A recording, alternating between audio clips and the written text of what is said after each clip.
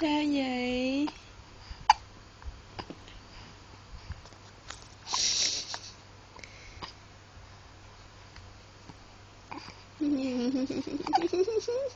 Ơi ơi, mở mắt nhìn đi.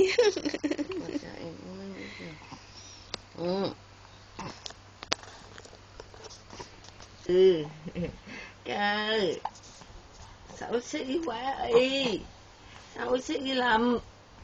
Mai Phương, ai bếp chùa, ngủ đâu đây? Hả? Sao? À, ra vậy? Xuống chợ xin ăn.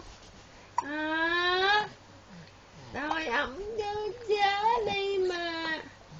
Ai mà chịu nổi nơi. Ừ. Ừ. Ờ. Sao? À.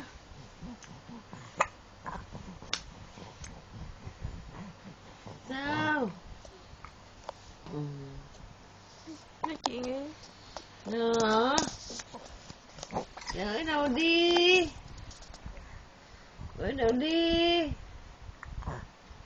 Đến chợ xin ăn.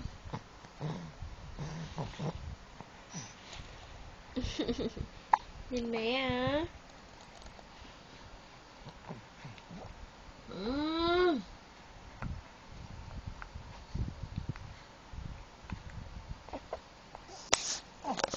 Đâu? À.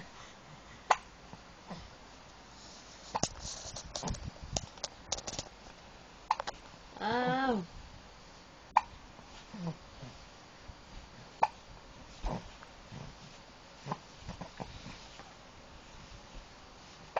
Vô. Đi đây.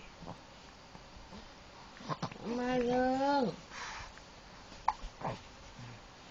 Biết chưa? Biết không? Biết không?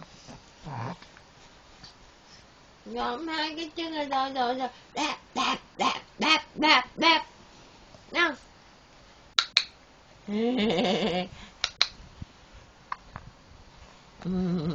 Đạp đạp đạp đạp đạp. Mạnh lên.